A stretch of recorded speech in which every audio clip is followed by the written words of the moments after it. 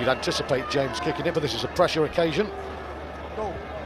The Australian, who slipped through the Wallaby net, much to the relief of people in the Auvergne region. He has been the outstanding fly half in French domestic rugby for a couple of years now, and it's not just his goal kicking, he controls the game beautifully. He made the try with his chip, but if Clermont are to beat the European champions in Ireland, he simply has to keep nailing these kicks. These are unmissable for a team who wish to be European champions.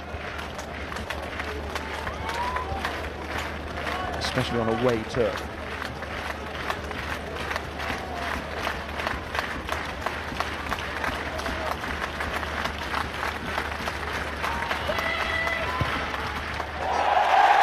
But it is missable, obviously, and it is pressure, the pressure of the quarter-final, the pressure of being here against the champions, and it shows again there on James, as he started. That's 6 points that he should have got, yeah. The penalty from the touchline was a beauty, but that's 2 good ones gone missing. And Leinster will probably think, yes, we have been incredibly incisive with our chances being taken, but blimey, level after this, that's not bad.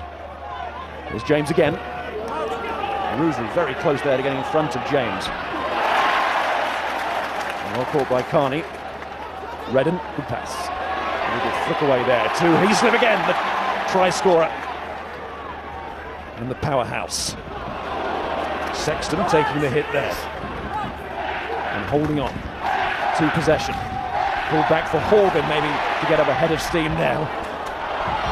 And there's Carney riding the first challenge and doing very well to do that. Redden, Stanley right. Sexton, Heaslip in midfield again, Sexton, van der Linde, and it's lost, and now it's Melzier against Sexton, He puts him down. What a grueling contest this is already. A lot of accuracy as well. Stan Wright and CJ van der Linde running, and then you see the power of the Clermont backs. Then it was Cudmore, and it's Parra getting it out to James, might be on wide. Clermont sense it. Finale and Rougerie now puts Carney on the floor. It's brutal, absolutely brutal. It's brilliant as well, isn't it? Yes, brutally brilliant will do for a quarter-final. We'll take that any time. Privat. Went backwards, so Zirakashvili gets away with that one. James. Joubert. It's another one of those floated passes from Joubert. Vermeulen. Melzier. Parra.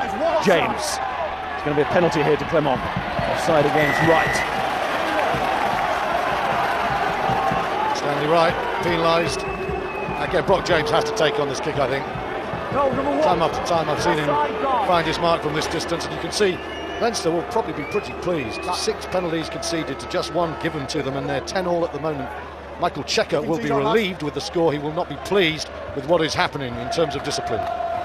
So brutally brilliant. Here's a bit of both. Emphasis though on the brutal, I think. You know, Melzier and Rougerie, what power you've got on each flank, and that's why Clermont love to stay wide. Carney's no soft tackler, but he's knocked backwards. But did you see Darcy go in to help his mate? And did you see Carney get back to his feet straight away and look for more? No time to ponder the meanings of rugby life on the grass here. There's work to be done. Bit of time though maybe for James to ponder here. Thought process is interesting for him as he strikes the ball and he's not got the distance. Long way short.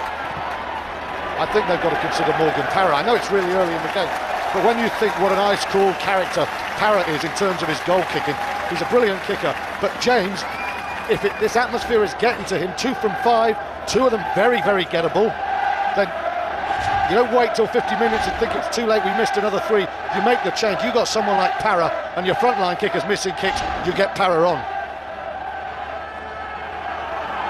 And no matter how well Clermont are playing, when moments like that occur, it won't be human if they didn't think this might not be our night.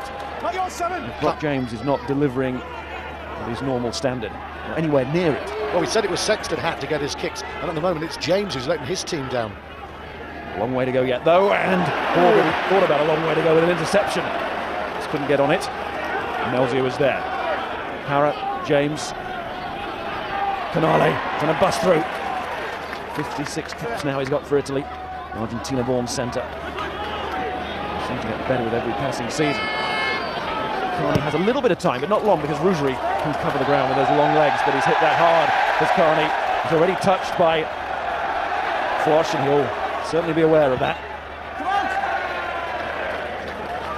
It's a great return there. Rob Carney, in many ways, he's on the wrong side with that left foot in the corner, and of course the ball was touched. Took it back into the 22. That's what Stuart Terry's, the assistant, was pointing out to referee Dave Pearson. Just clipped the hand, didn't it, of Anthony Flosh. Didn't concentrate, and this is a real problem moment for Clermont and a great opportunity for Leinster. The boot of Carney, but just a moment's mental slippage from Flosh. Well, he would have known, and he'd taken it back into the 22. Therefore, should not have put that as close to touch as he did. Seemed to be kicking for touch, though. Anyway, Leinster have the position, and they might take full advantage of it. McLaughlin nearly through. Reddin, out it comes again. It's Heaslip again, I think. Oh, what a night he's having! What a night! Unstoppable, Jamie Heaslip. He's in the form of his life. Dave Pearson again is going to his TMO. But Clermont won't stay in this game if they can't slow Leinster down. This ball's too quick, it's too good for a front foot carrier like Heaslip. And that is going to be 17 points to 10. What a turnaround for Leinster. Battered for 20, and they are now taking control of this game.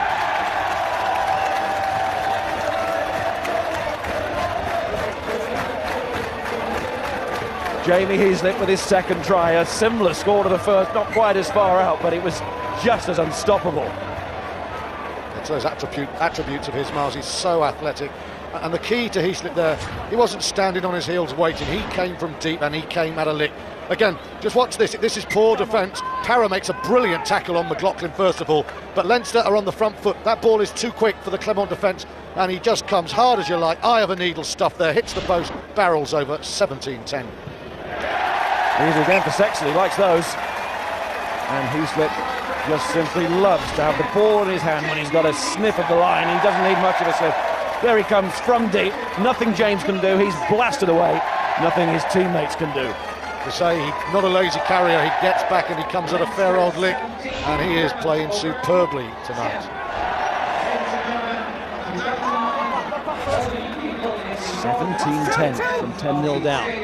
Sexton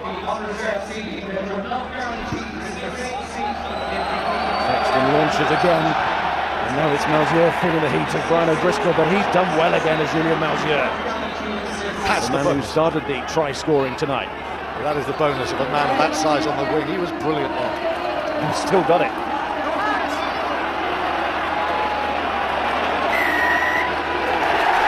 But now it's Leinster's turn to get a penalty at the breakdown, and things not just turning, maybe they've turned, and Clermont know it. From bad to worse. Sexton now probably kicks us, and you can see Clermont have had nearly 60% of the possession, and it hasn't been slow possession. What Leinster have done with the little bit of possession they've had, they've used it really well. O'Driscoll found the gap, which Heaslip exploited for the first try, and then I felt Clermont's defence around the fringes was a little bit loose. It enabled so much quick ball to be recycled that Heaslip was unstoppable. Cotter needs his troops to do something very quick, because this kick goes over. Clermont have seen a 20-point swing, and then they really are asking questions, and so are we about Clermont on the road yet again.